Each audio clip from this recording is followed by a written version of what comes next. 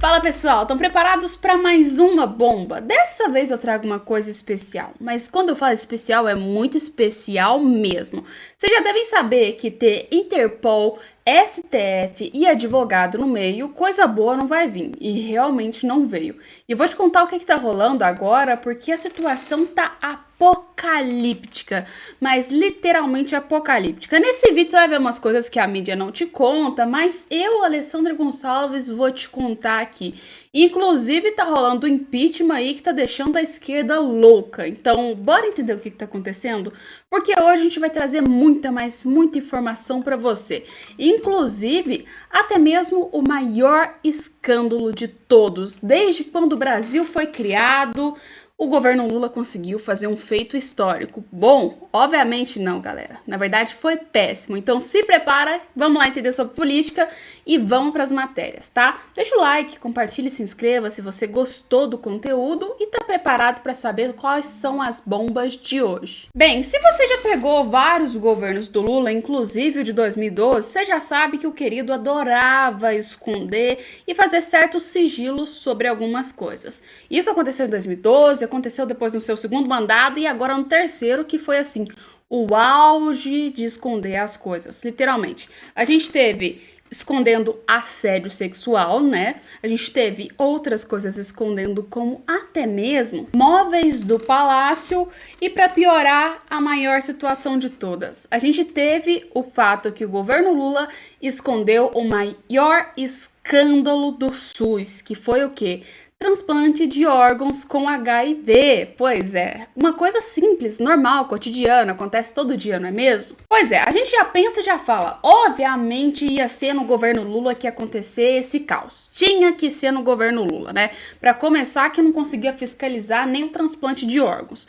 E agora a gente lembra que a situação fica pior ainda, quando a gente sabe que o governo sabia que tinha problema com os órgãos e tava lá do mesmo jeito agindo normalmente como se não tivesse acontecido absolutamente nada. E para piorar a história, a gente tem que lembrar que nem a Dilma Rousseff, que praticamente sofreu impeachment, conseguiu fazer um caos igual esse, igual o governo Lula teve no final do seu terceiro mandato, né? Tá chegando no final, glória a Deus, galera. Dizia a maior filósofa da esquerda, eu não acho que quem ganha ou quem perde vai ganhar ou perder, vai todo mundo perder. Pois é, Dilma Rousseff, ela já sabia de tudo, gente, a mulher era genial, ela já viu que quando a esquerda chega no poder, o caos tá instaurado e a gente praticamente ainda zoava a Dilma, né? Brincadeiras à parte, vocês sabem, gente, filosofia e Dilma eu acho que são duas coisas que não combinam, né? Mas vamos entender o que aconteceu com o caos do SUS. Bora lá! A gente teve o pior escândalo da história do Ministério da Saúde, diz perito médico sobre infecções por HIV com transplantes. Em 11 de outubro, no Band News, foi divulgada então uma notícia de que um caso do governo federal estava escondendo aí há meses 6 pacientes com transplantes que foram infectados pelo vírus HIV no laboratório Patologia Clínica Dr. Salene, em Nova Iguaçu, no RJ. A ministra da Saúde, Nézia Trindade, soube do problema desde o começo. No entanto, não tomou nenhuma medida de urgência. Durante esse tempo de omissão, o laboratório continuou realizando exames. Em entrevista à Oeste, Francisco Cardoso, infectologista e perito médico federal, afirmou que esse caso é errôneo. Segundo ele, trata-se do pior caso de escândalo da história do Ministério Público. E a pasta foi criada em 25 de julho de 1953 sobre o governo de Getúlio Vargas. Se a regulação é nacional, a responsabilidade é do governo, repassou o infectologista. Ao explicar que o Sistema Nacional de Transplante é federal, a pasta atribuiu a culpa ao escândalo, então, ao estado do RJ. O perito ainda explicou que Nézia Trindade, sob pressão do órgão com o Conselho Nacional de Secretaria da Saúde, revogou 2 portarias, a 3.264 de 2022 e a 3.265 de 2022, que foram assinadas pelo ex-presidente Jair Bolsonaro em 2022. Essas portarias regulamentam critérios de segurança para a vigilância dos transplantes, das estatísticas e eficiência na mortalidade do tempo de espera na quantidade de órgãos. Resumindo, mais um ministro do Lula fazendo arte, não é mesmo? Obviamente.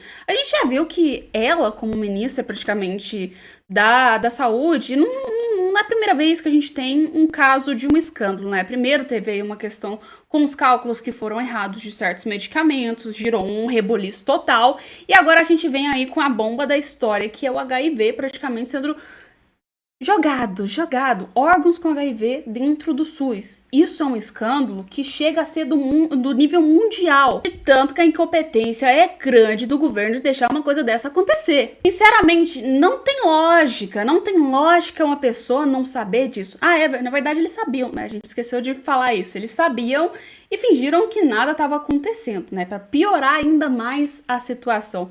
Mas é aquela coisa, a gente tem que lembrar que os filhos deles, os netos, os pais, não usam o sistema público, não é mesmo? Pois é, quem usa são as pessoas de baixa renda. E para eles, tanto faz se tem órgão com HIV ou não, ou com qualquer outra doença.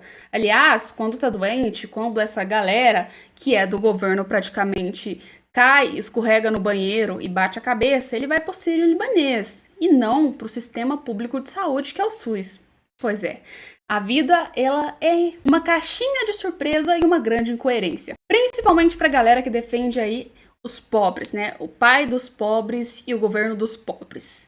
Mas põe no comentário, vamos falar de outras coisas, porque assim, o governo hoje, ele tá sendo apocalíptico, porque praticamente a esquerda não nasceu para governar, porque ela não sabe administrar absolutamente nada. Literalmente nada mesmo. E o comunismo, o socialismo, é uma mera utopia e claramente uma demagogia que eles usam para deixar você bem manipulado. E uma prova disso é nada mais, nada menos do que a Operação Lava Jato. Alessandro, o que tem a ver a Operação Lava Jato com comunismo e socialismo? Galera, na época que aconteceu a Operação Lava Jato, praticamente a maioria das pessoas que tinham ganhado ao redor, principalmente da América, era a galera de esquerda que fingia que defendia socialismo e que ia botar todo mundo rico. Só que, obviamente, não fizeram isso, muito pelo contrário, desviaram rios e rios e rios de dinheiro, inclusive o seu dinheiro público. Pois é, enquanto a gente tem alguns sendo presos, agora, quase praticamente 20 anos depois, tem outros recorrendo e achando que praticamente o mundo é flores. Pois é.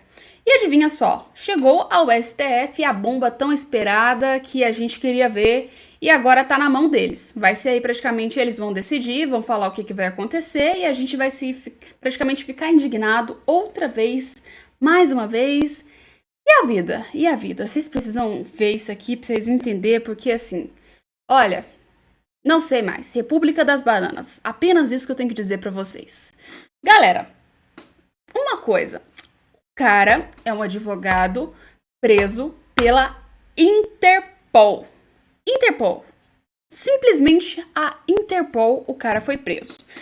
Agora, ele meramente, depois de ser preso pela Interpol, resolveu pedir para que o STF anulasse as provas, então, da Lava Jato. Vocês não estão loucos, vocês estão vendo isso mesmo. Vocês estão vendo isso mesmo e eu também tô vendo esse tipo de coisa que ainda acontece no Brasil, né? Pois é, o advogado luso-brasileiro Leonardo José Muniz de Almeida recorreu aos ministros do STF, no caso do Tribunal Superior Supremo Federal, Dias Toffoli, para tentar se livrar das ações em que era réu por lavagem de dinheiro na Operação Lava Jato. A apuração é do jornal O Estado de São Paulo. Ele busca a extensão da decisão que beneficiou o empresário Hal Smith Philip Jr. De acordo com a Força Tarefa, os dois foram cúmplices no repasse de propina de empresas a funcionários de alto escalão da Petrobras e políticos antigos PMDB em troca do direcionamento de contratos. O que é isso, pessoal? O que é isso?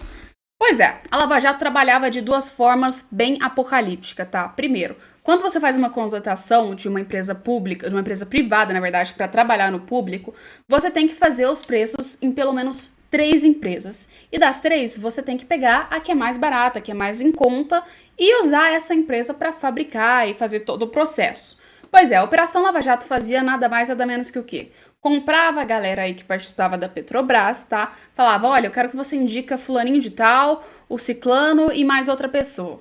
Colocava essas 3 empresas que eram indicadas por eles e aí simplesmente falavam, ó, galera, vocês vão cobrar extremamente alto pra gente pegar esse dinheiro que a gente sabe que obviamente é estrondoso, é alto, e repassar. Pois é, repassar em forma de suborno. Como é que funciona isso, pessoal? Por exemplo, a obra, se fosse feita de uma maneira privada, sem essa palhaçada, sem a Operação Lava Jato, custaria, por exemplo, 1 milhão, tá? Essas empresas, que são 3 contratadas, elas fariam mais ou menos o seguinte. O Zé iria cobrar mais ou menos 5 milhões, o outro ia cobrar 30 milhões e o fulaninho de tal ia cobrar 4. Seguindo a regra, eles teriam que pegar de 4. Mas lembrando, a obra apenas custaria 1 milhão. Entenderam o que aconteceria com esse resto do dinheiro, os 3 milhões? Pois é, isso foi a Operação Lava Jato. Foi um desvio de dinheiro assim até não ter mais onde. Isso é um resumo só para vocês entenderem. Mas vamos voltar a ler sobre o que acontecia aqui nessa situação. No caso, a defesa argumenta que os dois são réus da mesma acusação, por isso deveriam quebrar a insônia angular do processo apenas em relação a um deles. O advogado envolvido à operação de lavagem. Na análise dos autos, constata-se que a acusação contra o requerente está umbilicalmente ligado à acusação contra o senhor, então, que era o empresário, a ponto de ser praticamente uma cópia, requerendo, então, disse aí o pedido. Dessa forma, conclui-se pela absoluta necessidade de que os efeitos e as decisões que anulam todos os atos em desfavor, então, do empresário sejam igualmente extintos à hora requerente, segundo o texto. Segundo a apuração do Estadão, o advogado usa com base diálogos hackeados de membros da Lava Jato obtidos em Operação Poven, que perdeu o grupo de responsáveis pelo ataque cibernético. De acordo com Muniz de Almeida, as conversas revelam que as forças-tarefas usou canais extraoficiais, inclusive mensagens no Telegram, para buscar provas contra ele junto às autoridades de Portugal, tá? Então, resumindo, bem-vindo à política brasileira.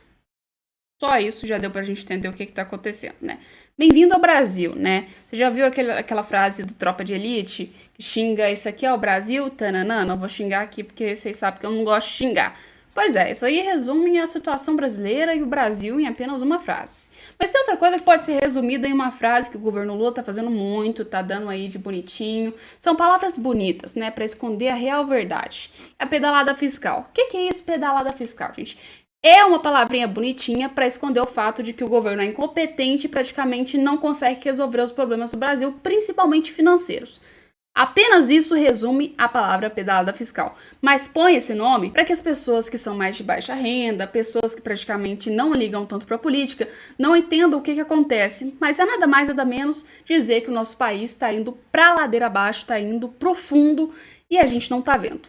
É simplesmente isso, pedalada fiscal. Pessoal, pedalada fiscal é nada mais quando o governo ele enrola para passar aí, então, os recursos que é de obrigação dele, passar esses recursos financeiros, para passar aquela maquiagem bonita ali nas contas públicas e parecer que tá todo mundo bem, tudo legal e que o governo tá indo completamente bem na sua gestão. Só que a gente sabe, no fundo, que isso aí não é verdade. Então, resumindo, o governo não paga suas dívidas no tempo que ele tem que pagar e fica empurrando com a barriga. Ou seja, vai acumulando, acumulando, acumulando. E aí acaba o governo, passa para outro governo e muitas das vezes esse outro governo vai ter que pagar. E quando você olha, o Brasil ele tá com aquela conta gigantesca e ninguém entende por quê. Pois é, a pedalada fiscal. Como eu disse pra vocês, é só um nome bonitinho para ninguém entender que o governo não tá indo bem, tá? E obviamente tá mascarando as contas públicas. E adivinha, até o governo petista da Dilma Rousseff, a gente não tinha praticamente esse nome chamado pedalada fiscal. Surgiu quando a gente viu que claramente ela conseguiu levar o Brasil ladeira abaixo e até que sofreu um impeachment, né? Obviamente, porque senão ninguém ia aguentar mais o governo da Dilma. Mas começou ali o caos. Ou seja, começou no PT, piorou no PT, pra vocês entenderem o nível que tá. Só que acontece, pedalar fiscal é ruim, é péssimo. E o governo, obviamente, tenta fazer isso mascarando. E querendo ou não, os deputados não gostam nem um pouco disso, porque sabem que prolongando ainda mais a situação, vai ficar pior. E teve um deputado que entrou contra, tá? Chegou e falou assim, ô colega, deixa eu te explicar uma coisa. Você tá aí fazendo pedalada fiscal, eu vou pedir o impeachment do Lula. Literalmente, e agora a gente tem um impeachment sendo pedido por um deputado. Mas antes, eu quero botar um vídeo pra vocês de mais gente falando sobre essa pedalada fiscal, pra vocês entenderem um pouco mais sobre o assunto e a gente fala sobre o impeachment junto com a pedalada fiscal. Isso da soltura O programa é alvo de um ofício da sua autoria encaminhado ao Tribunal de Contas da União. Foi detectada uma pedalada fiscal bilionária, 3 bilhões de reais, né? Deputado, o senhor enviou esse ofício ao Tribunal de Contas da União. Houve essa pedalada fiscal. Como é que se caracteriza isso? Me conta. Tem uma lei de 2000, Lei Complementar 101 de 2000, que é a chamada, implementa a Lei de Responsabilidade Fiscal. Até 2000, era uma bagunça, as contas públicas brasileiras eram uma chacrinha, se permite a palavra. Aí foi estabelecida essa lei. E desde 2000 para cá, há uma organização legal imposta pela lei que obriga todos os outros gestores dos municípios, do Estado, dos estados, do DF e da União a cumprirem essa lei. O PT, na época, votou contra a lei de responsabilidade fiscal. Mas isso não o desobriga de cumprir a lei é para todos, independente do PT ter sido a favor ou contra. Então, essa lei estabelece alguns limites contábeis e orçamentários. E esses limites são controlados por quem? Pelo Parlamento Nacional do Brasil. É o Poder Legislativo que tem essa atribuição constitucional de dizer, olha, o governo federal tem aqui um projeto que custa 3 bilhões, mas nós não temos dinheiro para isso. Nós vamos autorizar esses 3 bi, nós vamos autorizar 1 bi, por exemplo. É assim que funciona, segundo a lei de responsabilidade fiscal. O governo Lula, com essa mania de grandeza, né, acha que é o dono do Brasil, foi lá e, sem autorização do parlamento, ordenou um gasto de 3 bilhões de reais no programa chamado Pé de Meia. Eu não estou entrando no mérito do programa se é bom ou se é ruim. A questão é contábil, fiscal, orçamentário. E por isso, havendo, para mim, a minha observação como deputado federal, os parlamentares federais são os fiscais do presidente da República. Assim como o vereador fiscaliza o prefeito, é o deputado federal que fiscaliza o presidente da República. Então, cumprindo esse meu papel, encaminhei ao TCU um pedido de abertura de procedimento administrativo investigatório para confirmar ou não. A minha observação está confirmada. Claro, cabe agora lá o TCU, que tem ferramentas e instrumentos técnicos para isso, comprovar. Se houver comprovação, é caso clássico, típico e flagrante de instauração de processo de impeachment. Aliás, o relator que já foi designado nessa questão do PL6 lá no TCU é o mesmo relator que relatou e votou favoravelmente a constatação de penalidade fiscal por Dilma Rousseff em 2016, que gerou depois o impeachment dela.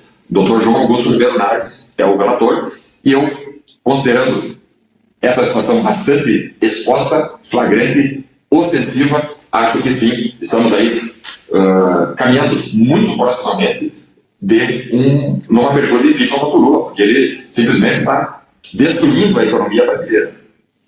Essa questão do PLB é uma delas, mas há outras situações, como uma que aconteceu na Previdência, que eles também mascararam algo em torno de 8 a 9 bilhões de reais, sem autorização do parlamento, e também tem uma representação lá no TCU.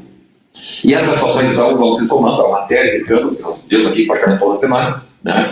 Mas essa questão da economia é algo que pode, sim, fazer com que o parlamento finalmente saia dessa zona de covardia e atue dentro dos remédios constitucionais que existem para evitar que um perdulário, né, um irresponsável, Lula é um desqualificado. Eu acho que não precisa nem de palavras para explicar isso. Mas fazendo um raciocínio um pouco ilógico, um pouco fora do contexto com vocês, sinceramente, não tem nada a ver com a matéria, mas eu fiquei indignada. Galera, o PT, ele escolhe uns nomes feios pros programas que eles fazem, né? Pé de meia.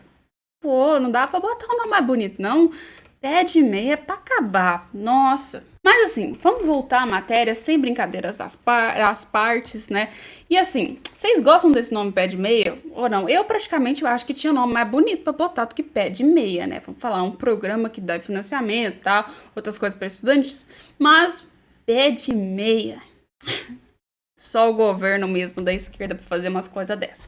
Mas vamos lá falar então sobre esse pedido de impeachment que tá rolando aí contra o Lula e essa pedalada fiscal maravilhosa, né? O governo que gosta de fazer pedalada fiscal. O deputado federal Rodolfo Nogueira informou ao Diário do Poder que vai protocolar, nesta terça-feira, um pedido de impeachment contra o presidente Dom Luiz Inácio Lula da Silva. A solicitação do parlamentar é baseada em uma suposta pedalada fiscal no crime de responsabilidade fiscal. E o que é esse crime de responsabilidade fiscal, pessoal? Sabe quando o governo praticamente tem a obrigação de cumprir uma lei e ele não cumpre? É isso, tá? No caso aí, a lei que a gente tem praticamente é da questão orçamentária, é de dinheiro, tá, galera? É do financeiro. E segundo o deputado, ele tá entrando porque praticamente a pedalada fiscal, que é quando você descumpre, praticamente gasta a mais do que você deve, ela meio que é de certa forma, um crime contra a lei. Não só ela, mas também como outras coisas, como, por exemplo, fazer alguns gastos sem autorização do legislativo e outras coisas como, por exemplo, aí, né, ultrapassar certos limites, tá? Isso acaba sendo crimes contra, crimes de responsabilidade fiscal, tá? Então o deputado tá usando esse argumento para entrar com impeachment contra, no caso, o Lula, tá? Aí ele coloca aqui, com execução irregular de despesas do programa PEDME, que nome feio, sem a devida autorização do Congresso Nacional. Então, resumindo, ele usou dois argumentos, pedalada fiscal e sem autorização do Congresso. As pedaladas fiscais foram as mesmas práticas que resultaram no processo de impeachment da ex-presidente Dilma Rousseff em 2016. Lembrando, não foi só pedalada fiscal também não, galera. Foi muitas coisas que aconteceram, muitas incompetências que foram na administração e um pouco mais. Mas o principal foi a pedalada fiscal, sim. De acordo com Nogueira, o governo Lula desrespeitou normas constitucionais e orçamentárias ao liberar verbas para o programa de benefícios a estudantes do ensino médio público, sem os valores tendo sido provenientes incluídos nas Lei Orçamentária Anual, tá? A LOA. O executivo tem usurpado da prerrogativa da legislação a efetuar despesas sem o devido controle e a transparência, ignorando a deliberação do Congresso. Isso é um exemplo claro de como o governo Lula age à margem da liberdade, da legalidade, colocando então em risco o equilíbrio dos três poderes, que a gente pode dizer que ultimamente não tem equilíbrio de nada, né? Os três poderes, tá? Um mais cheio de problema com mais briga do que o outro, né? O desequilíbrio já tá aí meio danificado. Pois é, segundo o pedido de impeachment, a prática viola o artigo 167 da Constituição Federal, o artigo 26 da Lei de Responsabilidade Fiscal, além da contrariação da Lei 14.818 de 2024, que estabelece a necessidade da aprovação prévia do orçamento ao referido programa. O pedido detalha ainda que, apesar do veto presidencial, é obrigatoriamente incluindo os recursos no orçamento. O Congresso derrubou o veto em maio deste ano e que reafirma a necessidade de aprovação parlamentar para a destinação de recursos do programa. No entanto, o Lula continuou a liberar os pagamentos e benefícios, o que, segundo o deputado, constituiu uma manobra de vulnerar os princípios da legalidade orçamentária e da moralidade administrativa, galera. A questão é, vamos ter que ver o que vai rolar com essa questão aí desse impeachment. Se vai pra frente, não sei. Não sei dizer pra vocês porque, primeiro, pro impeachment rolar, vai muita água debaixo dessa ponte, né? Simplesmente o deputado fala, olha, tô pedindo impeachment, obviamente o presidente vai catar as malinhas dele, vai sair do palácio. Não, não é assim que funciona não, galera. Tem que passar por tanto processo, por tanta coisa, tanta burocracia, que praticamente a gente até pensa que é muito difícil de acontecer. Muito difícil mesmo. Porém, nada é impossível nessa vida, né? Absolutamente nada. E da mesma forma que ele pode entrar com esse pedido agora, pode dizer tudo isso, os deputados podem se revoltar, falar, não estamos gostando do Lula, vamos tocar esse negócio pra frente, e pode ser aprovado o impeachment. Mas da mesma forma também pode ficar estagnado, pode ficar lá. A questão é, vamos esperar para ver o que vai acontecer. Porque tudo pode mudar, assim, no estralar de dedo, como eu disse pra vocês, e aí a gente sabe o que vai rolar de verdade. Mas se você gostou do vídeo, tá gostando dos conteúdos, já deixa o like, compartilha, não custa nada, gente, é de graça. Só você colocar o seu like e se inscrever para não perder os conteúdos aqui do canal. Faz isso aí. Tô aguardando vocês no próximo vídeo e até daqui a pouco.